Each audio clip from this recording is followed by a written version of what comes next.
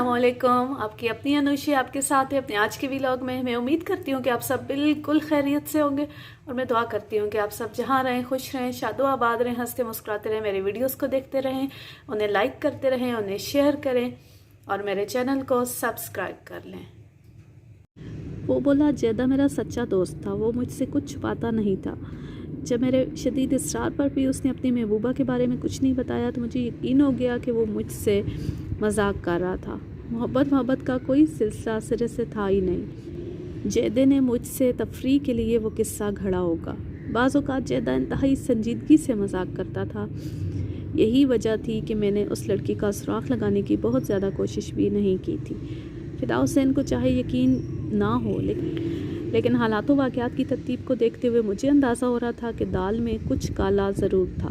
मैंने फ़िदा हुसैन से 2-4 मज़ीद सवालात किए और मुतवफ़ी मोहम्मद फ़ाज़िल या जावेद की शिनाख्त के लिए उसे मियाँ चन्नू आने की ताकीद करते हुए हम वापस आ गए। रास्ते में ऐसा ही सिद्दीक संजुआ ने मुझसे कहा, क्या ख्याल है मलिक साहब, फ़िदा हुसैन की सुनाई हुई कहानी में कोई जान नज़र आती है? अगर इस कहानी में जान नहीं तो ये बेजान भी नहीं है, मैंने कहा। इसके इम्कानात बहरहाल मौजूद हैं कि जैदा किसी लड़की को भगा कर कराची पहुँचा और फिर अपना नाम मोहम्मद फ़ाज़िल रख कर वहाँ रहने लगा। इस अमर की तस्दीक तो कराची जाकर ही की जा सकती है। बिल्कुल दुरुस्त, मैंने पुरख्याल अंदाज में कहा, लेकिन इससे पहले एक और बात की तस्दीक करना भी ज़रूरी है। वो क्या जनाब? जंजुआ ने सवालिया नज़र से मुझे देखा। मैंने कहा, हमें मालूम करना चाहिए कि 3 साल कबल हुसैनाबाद के किस घर से कौन सी लड़की गायब हुई थी। मेरा ख्याल है अगर हम ये जानने में कामयाब हो जाएं कि हुसैनाबाद यानी मियाँ चन्नू के किसी घर में जैदे का आना जाना था तो सारा मसला ही हल हो जाएगा और ये कोई ज़्यादा मुश्किल काम नहीं होगा, मैंने कहा। जी मलिक साहब, जंजुआ ने कहा, हमारे मुखबिर आसानी से ये काम कर लेंगे। मुखबरों के साथ हमें दाई बशीरा को भी अलर्ट करना होगा। मैंने सोच में डूबे हुए लहजे में कहा, दाई बशीरा की रिहाइश नूरपुर में है, लेकिन नूरपुर के आसपास मिर्ज़ापुर, हुसैनाबाद, कोट सज्जन सिंह और मुख्तलिफ चकों में उसकी आमदोरफ्त जारी रहती है। वो वहाँ के घर घर की खबर रखती है। मेरे ख़्याल में दीगर मुखबिरों के बनिस्बत दाई बशीरा ज़्यादा मुफीद साबित होगी। मैं आपके ख़्याल से इत्तेफाक करता हूँ। हमें थाने पहुँचते ही इन खतूत पर काम शुरू कर देना चाहिए, मैंने गंभीर लहजे में कहा। कराची जाने से पहले मुझे मालूम हो जाना चाहिए कि जैदा यहाँ से क्या गुल खिलाकर गया था।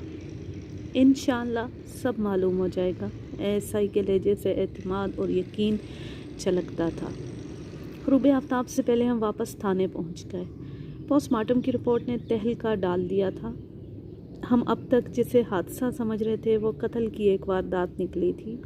पोस्टमार्टम की रिपोर्ट के मुताबिक मोहम्मद फ़ाज़िल या जैदे की मौत 7 जनवरी की रात 9 और 10 बजे के दरमियान वाक़या हुई थी।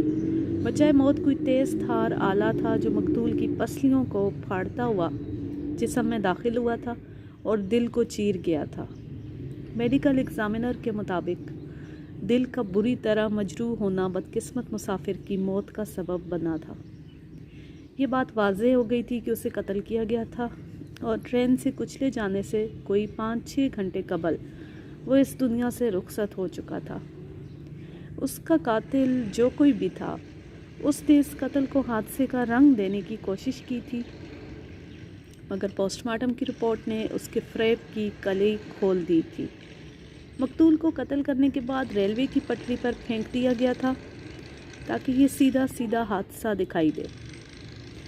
मैंने अपने तौर पर मालूम कर लिया था कि जिस ट्रेन से मकतूल मियाँ चन्नू के रेलवे स्टेशन पर पहुंचा था उसके आधे घंटे बाद एक ट्रेन वहां से कराची की जानिब रवाना हुई थी, यानी तकरीबन 9:30 बजे। इस ट्रेन के बाद इस रेलवे लाइन से फिर वही ट्रेन गुजरी थी जिसने मकतूल के जिस्म को 2 हिस्सों में तकसीम कर दिया था, यानी रात को 3 बजे कराची से आने वाली ट्रेन। इन तमाम इदाद-ओ-शुमार से ये बात साबित हुई थी कि मकतूल को 10 बजे के बाद ही रेलवे की पटरी पर डाला गया था और इससे पहले वो हयात की कैद से आज़ाद हो चुका था। मौका वारदात से मिलने वाले मकतूल के सामान से अंदाज़ा होता था कि वो किसी चोर लुटेरे का कारनामा नहीं हो सकता था। अब एक ही इम्कान बाकी रह जाता था, इंतकामी कार्रवाई। قاتل جو کوئی بھی تھا وہ مقتول کو بہلا پھسلا کر ریلوے پلیٹ فارم سے ان ویران جھاڑیوں کی طرف لے آیا ہوگا، پھر خاموشی سے اس کا کام تمام کر دیا ہوگا۔ یہ سوچتے ہوئے میرا ذہن قاتل کو تلاش کرنے کی کوشش کر رہا تھا۔ ایسا شخص کون ہو سکتا تھا جو مقتول کے لیے اپنے دل میں بہت زیادہ نفرت رکھتا ہو؟ گھوم پھر کر میرے ذہن میں اس لڑکی کا خیال آ رہا تھا جس کے بارے میں فدا حسین نے بتایا تھا۔ اگر واقعی چیدہ کسی جوان لڑکی کو 3 سال قبل حسین آباد سے بھگا لے گیا ہوگا تو اس لڑکی کا کوئی لگتا لگاتا اس واردات میں ملوث ہو سکتا تھا۔ یہ معلوم ہونے کے بعد کہ وہ قتل کی ایک واردات تھی، میں آلہ قتل کی تلاش میں مصروف ہو گیا۔ اس تلاش کا آغاز میں نے جائے واردات کے آس پاس پائی جانے والی جھاڑیوں سے کیا۔ ہم نے 2 گھنٹے میں اس علاقے کا چپا چپا دیکھ ڈالا۔ اس مشقت میں ہمیں کامیابی نہیں ہوئی۔ جائے وقوع سے کوئی 1.5 فرلانگ دور ہمیں ایک جھاڑی میں سے بڑے سائز کا ایک خنجر نما چھرا مل گیا۔ اس خنجر پر 1-2 جگہ خشک خون کے آثار بھی دکھائی دے رہے تھے۔ میں نے بڑی احتیاط سے وہ خنجر اپنے پاس کپڑے کے ایک تھیلے میں محفوظ کر لیا۔ اس زمانے میں فنگر پرنٹس اٹھانے کا رواج نہیں تھا اور نہ ہی عدالت میں ان کی اہمیت کو مانا جاتا تھا۔ بہرحال آلہ قتل کا مل جانا ایک خوش آئند بات تھی۔ میں نے اس خنجر کو لیبارٹری ٹیسٹ کے لیے بھجوا دیا۔ اسی شام لیبارٹری کی رپورٹ آ گئی جس کے مطابق جیدے کو اسی خنجر سے موت کے گھاٹ اتارا گیا تھا۔ جیدے کا نام میں نے اتنے وثوق سے اس لیے استعمال کیا ہے کہ اس کے وارثوں نے اس کی شناخت کر لی تھی۔ منظور حسین، رحمت بی بی اور مقتول کی بیوہ زہرا فاطمہ نے پورے وثوق سے اس بات کی تصدیق کی تھی کہ وہ جاوید عرف جیدہ ہی تھا۔ اب اس بات میں کسی شک و شبے کی گنجائش باقی نہیں رہی تھی کہ جاوید نے محمد فاضل کے فرضی نام سے کراچی میں رہائش اور ملازمت اختیار کر رکھی تھی۔ لڑکی کو بھگا لے جانے والا معاملہ تو کراچی پہنچ۔ ضروری کارروائی کے بعد جیدی کی لاش اس کے ورثاء کے حوالے کر دی گئی۔ اس موقع پر میں نے جیدی کی بیوی زہرا فاطمہ سے علیحدگی میں ملاقات بھی کی اور اس سے چند ضروری سوالات بھی پوچھے۔ زہرا فاطمہ کی عمر لگ بھگ 30 سال رہی ہوگی۔ وہ ایک خوش شکل اور صحت مند عورت تھی، لیکن اس وقت اس کی حالت خاصی نگفتہ ہو رہی تھی۔ اس کے بال پریشان تھے اور صورت سے وہ اجڑی ہوئی لگ رہی تھی۔ میں نے جائے واردات سے ملنے والے سوٹ کیس اپنی میز پر رکھا اور زہرا فاطمہ کو بتایا کہ مذکورہ سوٹ کیس ہمیں جیدی کی لاش کے قریب جھاڑیوں سے ملا تھا۔ زہرا نے سوٹ کیس کھول کر دیکھا تو اس کی آنکھوں سے آنسو ٹپ ٹپ گرنے لگے۔ اپنے اور بچوں کے لیے لائے گئے تحائف کو دیکھ کر بے حد جذباتی ہو گئی تھی اور اس بات پر اس نے باقاعدہ رونا شروع کر دیا۔ میں نے مقتول کا پریس کارڈ اپنے پاس رکھ کر باقی تمام اشیاء اس کے حوالے کر دیں۔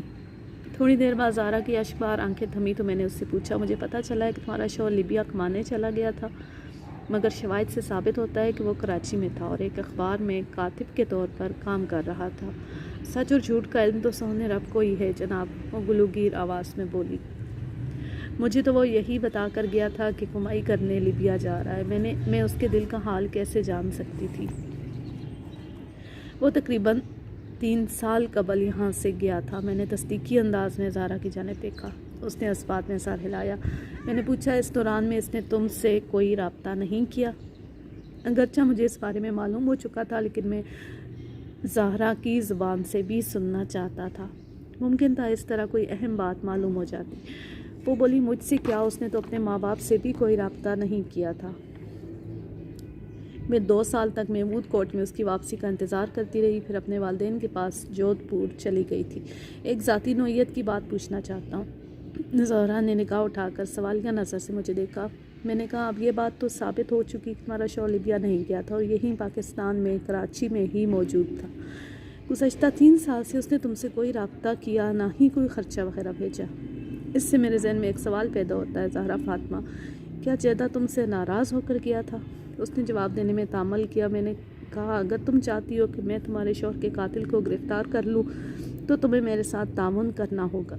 اگر تم نے میرے سوال کا جواب نہیں دیا تو میں سمجھوں گا تم عدم تعاون کا مظاہرہ کر رہی ہو۔ وہ کچھ سوچتے ہوئے بولی، تھانے دار صاحب، وہ تو اکثر مجھ سے ناراض ہی رہتا تھا، اس نے کبھی مجھ سے سیدھے منہ بات نہیں کی تھی۔ میں کیا، وہ تو بچوں کے معاملے میں بھی خاصا سخت گیر تھا۔ کہتے ہیں مرنے والے کی برائی نہیں کرنی چاہیے۔ میں آپ کو کیا بتاؤں، شاید وہ مجھ سے شادی کر کے خوش نہیں تھا۔ گزشتہ 10 سال میں کبھی اس نے مجھ سے محبت کی زبان میں گفتگو نہیں کی تھی۔ اس کو تم سے کوئی خاص شکایت تھی؟ میں نے تو ہمیشہ یہی کوشش کی تھی کہ اسے مجھ سے کوئی شکایت پیدا نہ ہو۔ وہ ٹھنڈی آہ بھرتے ہوئے بولی، لیکن میں اپنی کوششوں میں کامیاب نہ ہو سکی۔ تم دونوں میں لڑائی جھگڑا بھی ہوتا رہتا تھا؟ میں نے پوچھا۔ کم و بیش ہر روز۔ جھگڑے کی وجہ عموماً کیا ہوتی تھی؟ اسے لڑائی کرنے کے لیے کسی وجہ کی ضرورت نہیں ہوتی تھی، زہرا نے دکھی لہجے میں بتایا۔ معمولی سے معمولی بات پر بھی وہ طوفان کھڑا کر دیتا تھا۔ کبھی مجھے پھوڑ اور بد سلیقہ ہونے کا طعنہ دیتا، کبھی شکوہ کرتا کہ میں نے اس کی زندگی جہنم بنا رکھی ہے۔ میں مشرق کی بات کرتی تو وہ مغرب کی کہہ رہا ہوتا۔ بس میں اوکھے سوکھے اس کے ساتھ گزارا کر ہی رہی تھی، پھر وہ مجھے چھوڑ کر چلا گیا۔ ایک لمحے کے توقف سے اس نے مجروح لہجے میں اضافہ کیا، چھوڑنا ہی تھا تو سیدھی طرح چھوڑ دیتا، لیبیا جانے کا بہانہ کرنے کی کیا ضرورت تھی؟ اس کا طویل بیان ختم ہوا تو میں نے راستہ رانہ انداز میں پوچھا، سارا فاطمہ؟ اس کی بیزاری اور اکتاہٹ کے پیچھے کہیں کوئی دوسری عورت تو نہیں تھی؟ جی؟ اس نے آنکھیں پھیلا کر مجھے دیکھا۔